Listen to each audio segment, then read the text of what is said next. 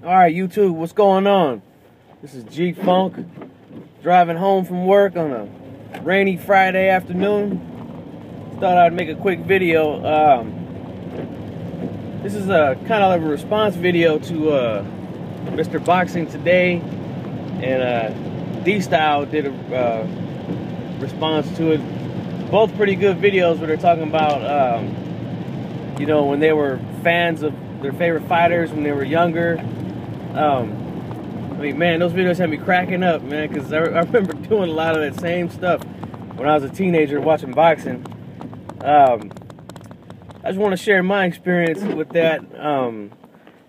Back in the early 90s, I started watching boxing late 80s, and then I started to understand it during the 90s. But during the early 90s part, my favorite fighter back then was Julio Cesar Chavez Sr. He was the guy, man. For every time he fought, it was a big event.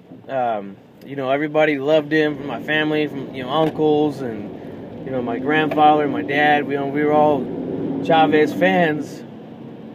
And then he started to get a little old, mid 90s and stuff. Started getting beat. I mean, that's not the reason why I stopped liking him. He just got old. But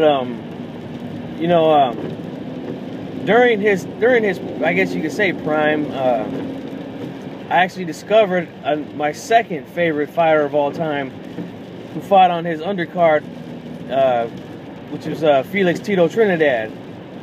And the first time I seen Trinidad fight was on the undercard of Chavez versus Taylor, Part 2, the rematch. And Trinidad was fighting Yorty Boy Campos. I don't know if a lot of you guys remember him. He used to come out with that shit on his head. I think it was like a deer or something like that, like antlers or something like that. But yeah, I remember watching the undercard, and Trinidad, and I think he got dropped early in that fight. He went down, and he got up, and I mean, he knocked the dog shit out of Yorty Boy. And ever since then, I was like, man, that's a dude right there. That's a dude I like right there, man. If he continues to get better and better, man, I'm gonna keep following this cat. And I remember watching a lot of his fights on Showtime and things like that. And I remember watching him fight Whitaker, like Mr. Boxingtoday was talking about, and I was happy, man, when he beat Whitaker, because like Whitaker had always had that, it seemed like he was undefeated to a lot of people. He had some controversial decisions leading up to that with De La Hoya and Chavez back in the day. But for me, it was good to see my favorite fighter, Trinidad, finally give him a legit loss. Like a loss where even most of his fans could say, yeah, he probably lost that one.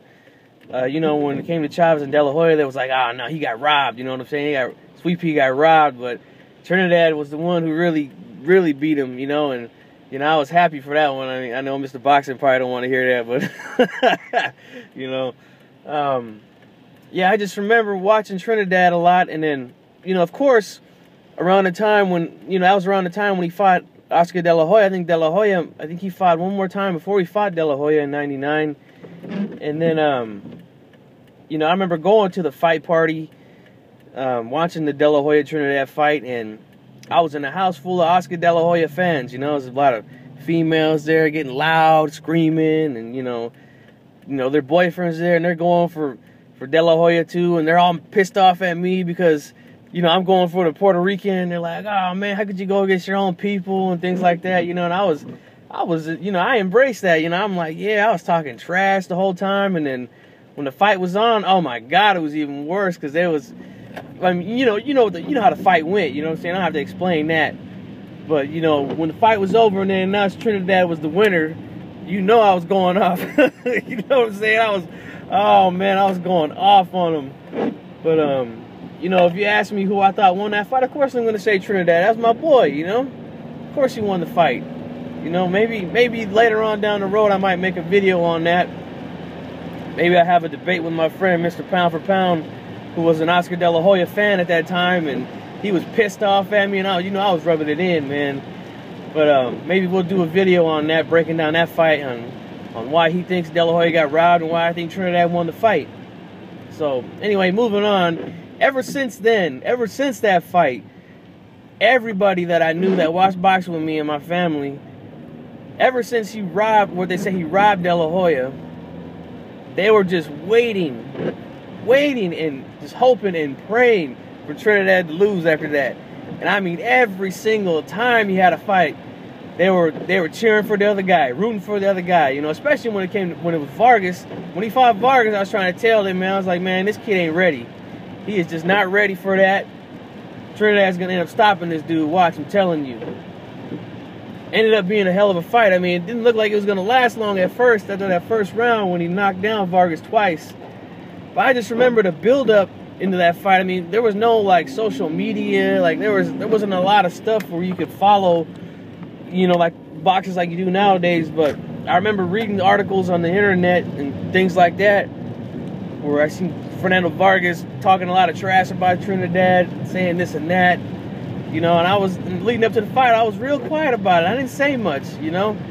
And a lot of the people that were going against him, you know, I mean, they of course they wanted Vargas to win, but they didn't know too much about him. You know, he was still real young, but they were still riding with him. But after that first round, when he caught him with that left hook, dropped him, well, you know, I was talking so much trash. I mean, I was literally jumping up and down in the living room and cursing at the TV. I mean, I was cussing Vargas out. I'm like, get your ass up. You know, he's talking all that. You know, get up. Oh, man, I remember my cousin was just looking at me and laughing, man. He was just like, wow. But it ended up becoming a real good fight. Vargas got up, showed some heart. He knocked Trinidad down in that fight, but he ended up getting stopped in the 12th round. But, you know, moving on, he ended up moving up to middleweight. He annihilated William Joppy. Then he ended up fighting Bernard Hopkins. Now, oh, man. When he finally lost to Bernard Hopkins, I mean, it was like a holiday for some of these guys, you know, like they were just so excited that he finally lost, and, you know, they went on and on and on about it, but, you know, still to this day, I say Hopkins cheated, man, you know. You know, he headbutted my man, I don't know how many times in that fight, at least 20-something times, man, you know, but, nah, keeping it real, you know, Hopkins, you know, he won the fight. You know, he outboxed the shit out of Trinidad, but, you know, Trinidad was still my boy, man. You know, I wonder what he could have done if he just stayed at welterweight, you know. Who knows what he could have been, you know. But, you know, I just want to share my little fanboy phase that I went through. You know, nowadays I don't have a favorite fighter currently, you know. I just choose to watch boxing and just, you know, talk about the sport on YouTube because, you know, it's kind of hard to find boxing conversation out in the real world, you know. A lot of people, you know, they watch football and, you know, NBA and, you know, all that other stuff. And, you know, it's hard to find boxing conversation outside of YouTube, you know. But I just wanted to share that with you guys, you know, some of my funny times with my family members and stuff like that. Maybe I can get my friend Mr. Pound for Pound to do another video with me about this.